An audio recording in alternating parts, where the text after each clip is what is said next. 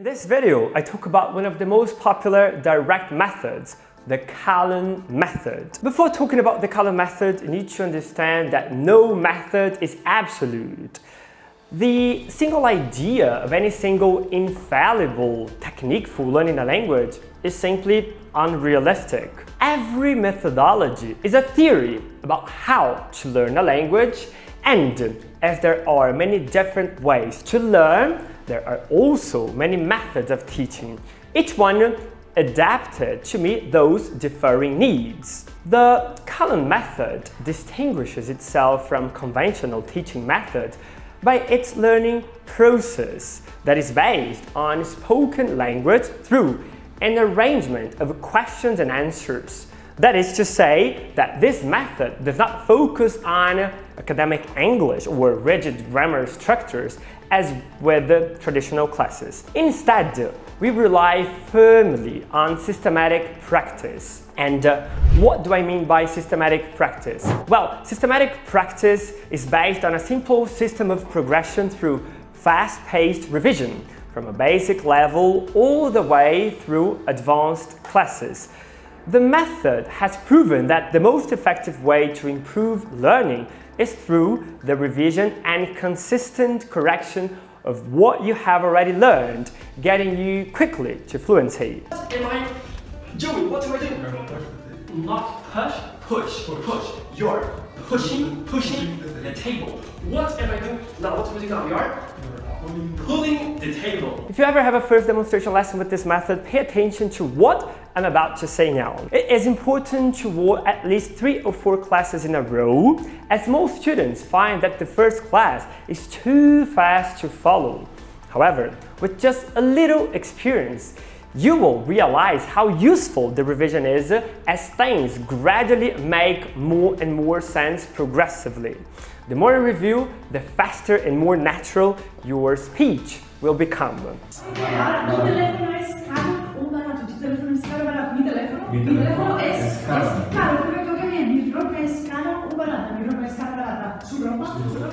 The goal is to call to mind the language quickly and naturally, without translating or thinking before speaking. And this is the literal definition of fluency, to flow well. A lot of people claim that a Callan method lesson is similar to a conversation lesson. However, a Callan lesson is not a conversation lesson. A conversation is usually spontaneous and creative, where you can say what you want or what your teacher has in a script. But in this way of studying, you do not retain things you have learned before. Also, being constantly corrected in a conversation derails the natural rhythm, making the conversation likely to feel forced or unengaging. So, this makes it difficult for the student to absorb or retain new skills and vocab. On the other hand, the Callan method is based in oral practice. So we always review the last subject, and always by speaking and listening. What do you have to do if you want to stay healthy? If you want to stay healthy, you have to eat healthy food. And that is what makes this method distinct from others. It also assumes that learning a language is not simply gaining knowledge, something you know, but acquiring a skill, something you do. Beyond just knowing and understanding grammatical rules, it is essential to be able to reproduce these rules naturally, without thinking. I'd say that what makes this method what it is the way it provides constant revision. And the most important aspect of the Callan method revision is speed. A natively spoken language is a quickly spoken language. To be fast is to be natural when it comes to speaking a language the way a native does. Think about it. Firstly, you cannot understand a native conversation if you cannot keep up with one. Secondly, the faster a class takes place, the more content can be reviewed in a short period of time. Around 10,000 words are spoken in the target language each lesson, which is roughly from 180 to 200 words per minute. That is, we cover a lot of content in a 50-minute lesson, as well as we practice the target language at its natural speed. The final benefit of the lesson speed is that it helps to develop a conditioned reflex. Conditioned reflex is the capacity to call to mind a specific word without translating it first. For example, the word chair shouldn't be translated to your native language in order for you to understand it, but you should simply think about it as a seat for one person. That's what it should mean. For non-native English speakers, mental translation is very common. And to break this habit, the teacher asks quickly and prompts the beginning of the answers to the student before they have the opportunity to translate mentally. Conditioned reflex is also acquired by the constant pressure a teacher puts on a student while asking the questions and prompting the students to respond to them. Is the pencil under the chair? Is the pencil under the chair? No. The pencil isn't. Say like the pencil isn't. The pencil isn't under the chair. It's on the chair. It's on the chair. Okay. For example, when asked, how many people are there in your town?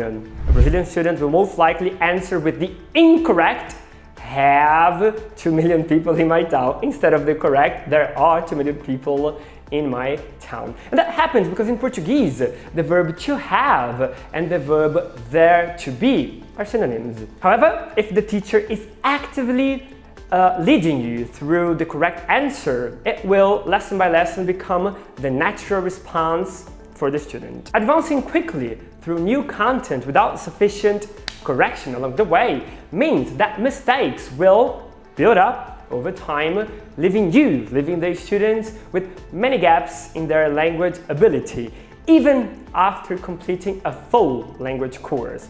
For this reason, the lessons are more or less 80 to 85% oral revision, while the remaining 15 to 20% is allocated to learning new material, new contents.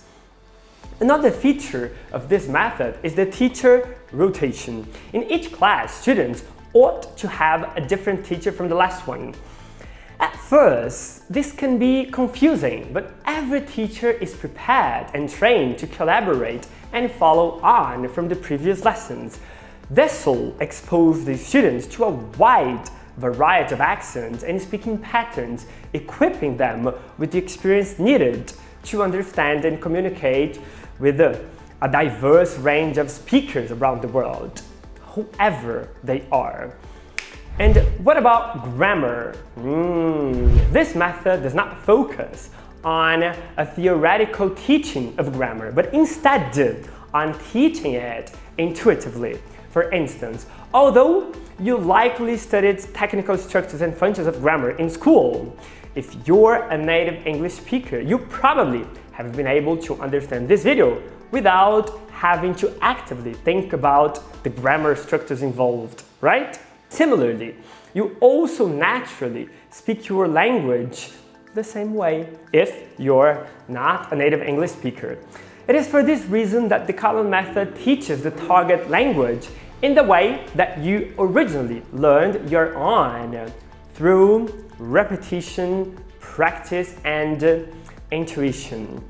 If you ask me, I'd say that the Callan method is so effective because it rehearses the questions like an actor would. That is, this is not just repetition without a context. My metaphor would be that you're an actor, you've got to perform a play, and you rehearse your lines many times before presenting it. And on your presentation day, you have become so good at it that you act and say your lines without even thinking about them. If you've got further questions about the method, email me at felipeespinosademorais at hotmail.com. You can also find me on Instagram, Spoken English or Spoken Method.